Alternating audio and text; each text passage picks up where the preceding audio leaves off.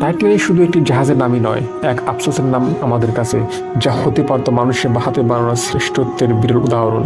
যাকে বলা হয়েছিল কখনো ডুবে যাবে না, নিজের প্রথম যাত্রাতে দুঃখজনক সলিল সমাধি জুটে এর ভাগ্যে। গ্রিক পুরানো শক্তিশালী দেবতা টাইটানের নাম অনুসারে এই জাহাজের নাম রাখা হয়েছিল টাইটানিক, তবে এটি আসলে ছিল জাহাজের সংক্ষিপ্ত নাম। পুরো জাহাজটির নাম ছিল রয়্যাল মেল স্টিমার টাইটানিক, সংক্ষেপে RMS টাইটানিক। টাইটানিকের নির্মাণ কাজ শুরু করা হয় 1960 সালে। 5 বছর পর 1912 সালে জাহাজটির কাজ সমাপ্ত ঘোষণা করা হয়। হল্যান্ডের হোয়াইট স্টার লাইন কোম্পানি জাহাজটি নির্মাণ কাজ করে ব্রিটেনের ফেলফারেস্ট, হল্যান্ড এবং ওলফ শিপইয়ার্ড। 60,000 টন ওজন এবং 275 মিটার দৈর্ঘ্য বিশিষ্ট জাহাজটি নির্মাণ করতে সে সময় খরচ হয়েছিল 75 লাখ মার্কিন ডলার। সে সময় এটি ছিল সবচেয়ে বিলাসবহুল প্রমোত্তরী। জন পিয়ার পন্ট মর্গান নামক একজন আমেরিকান ধাতব ধনকুপ আর ইন্টারন্যাশনাল মার্কেন্টাইল মেরিন কোম্পানি যৌথভাবে এই নির্মাণে অর্থায়ন করে। এত দীর্ঘ টাইটানিক ছিল মূলত 3টি ফুটবল মাঠের সমান লম্বা। টাইটানিক এতে ভ্রমণে ব্যয়বহুলতা এবং সৌন্দর্য আর চাকচিকের দিক থেকে তখনকার সকল জাহাজকে ছাড়িয়ে গিয়েছিল।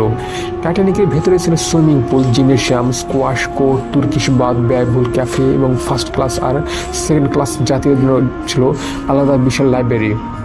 তখনকার সময় সকল আধুনিক প্রযুক্তির সমন্বয় ঘটেছিল এই জাহাজটিতে। এই জাহাজে ফার্স্ট ক্লাসের জন্য 3টি, সেকেন্ড ক্লাসের জন্য একটি, সর্বমোট 4টি লিফটের ব্যবস্থা ছিল।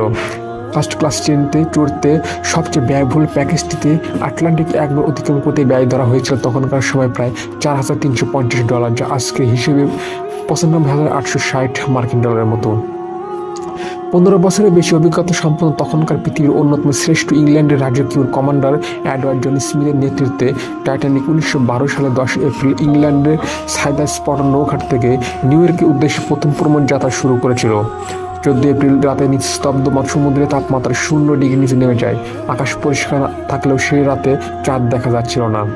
সামনে বিশাল ভাসমান বরফখণ্ড আছে এমন সংকেত পেয়ে জাহাজের ক্যাপ্টেন জাহাজের গতি সামান্য দক্ষিণ দিকে ফিরিয়ে নেন। সেদিন দুপুর 1:45 দিকে আমেরিকা নামের একটি জাহাজ রেডিওর মাধ্যমে টাইটানিকের সামনে বড় একটি আইসবার্গ আছে বলে সতর্ক করে দেন। কিন্তু টাইটানিকের রেডিও যোগাযোগের দায়িত্বে থাকা জ্যাক পিপলস ও হায়ারল্যান্ড ব্রিজ এই সতর্কবার্তাকে অপ্রয়োজনীয় মনে করে টাইটানিকের মূল নিয়ন্ত্রণ কেন্দ্রে এ তথ্য প্রেরণ করেননি।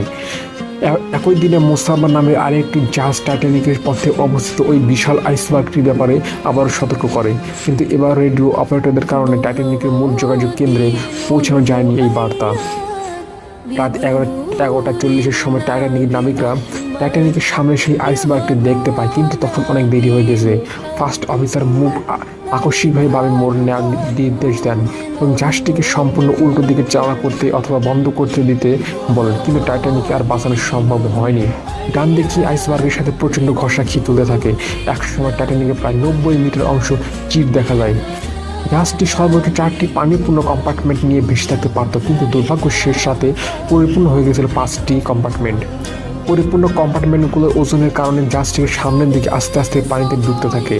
এই আকস্মিকতায় ক্যাপ্টেন স্মিথ মূল নিয়ন্ত্রণ কেন্দ্রে আসেন এবং জাহাজটি সম্পূর্ণরূপে বন্ধ করার আদেশ দেন। 15 তারিখ মধ্যরাতের দিকে টাইটানিক থেকে লাইফ গার্ডগুলো নামানো শুরু হয়। সাহায্য হয়েছে টাইটানিক বিভিন্ন দিক থেকে জরুরি বিপদ সংকেত পাঠিয়েছিল। যে সকল জাহাজে সারা গিয়েছিল তার অন্যতম হলো মানস্ট্যাপন, ফ্র্যাঙ্কফুর্ট এবং টাইটানিকের একরকম শহরের অলিম্পিক। রাত 2:05-এর দিকে জাহাজের সম্পূর্ণ মাথায় প্রায় পানির কাছাকাছি নেমে আসে। 2:10-এর দিকে প্রোপেলারকে উপরের দিকে জাহাজের পেছনের দিকে উপরের দিকে উঠে যায়, কিন্তু কিছুক্ষণ পরে ওজনের কারণে টাইটানিকের পেছনের অংশ সামনের অংশ থেকে বিচ্ছিন্ন হয়ে যায় এবং জাহাজের সামনের দিক পুরোপুরি পানির নিচে তলিয়ে যায়। বায়ুজনিত কারণে পেছনের অংশটি কিছুক্ষণ ভেসে থাকার পর রাত 2:20-এর দিকে ধীরে ধীরে সমুদ্র অতল গহ্বর হারিয়ে যায়। একই সাথে টাইটানিক হয়ে যায় ইতিহাসের পাতায় একটি আফসোসের নাম চিরদিনের জন্য। টাইটানিকের অন্যতম আশ্চর্যজনক ব্যাপার ছিল এর বাদক দল। ওয়ালিস হোয়াটের নেতৃত্বে এই দলটি প্রথম দিকে ফার্স্ট ক্লাস লাউঞ্জে, পরবর্তীতে ডেকে সামনে চলে আসে এবং মানুষের ভয়হীন উদ্যোগে সাহসী করে তুলতে জাহাজ ডুবার আগ পর্যন্ত বাজনা বাজিয়ে গিয়েছিল। অনেকেই ধারণা করা হয়েছিল টাইটানিক জাহাজের কোনো অভিশাপ ছিল, কারণ হিসেবে তা দেখিয়েছিল এর নম্বর 390904। আয়নার দিকে তার প্রতিনিয়ত পাশ করলে পরিবর্তন হয় নো পোপ। টাইটানিক এর করুণ পরিণতি সারা বিশ্বে এতটাই পরিচিত পেয়েছিল যে এর ওপর ভিত্তি করে অসংখ্য সাহিত্য, নাটক, প্রতিবেদন, চিত্র এবং ছায়াছবি তৈরি হয়েছে। কিন্তু সব ছাপিয়ে বক্স অফিসের নাম করে নেয় জেমস ক্যামেরন টাইটানিক মুভিটি। ঝুঁকি থাকা সত্ত্বেও তিনি 200 মিলিয়নের বেশি টাকা ব্যয় করে টাইটানিক শুটিং নির্মাণ করেন। অনেক চলচ্চিত্র ও সমালোচক বলেছিল ছবিটি এত টাকা ব্যবসা করে তুলে আনতে পারবে না।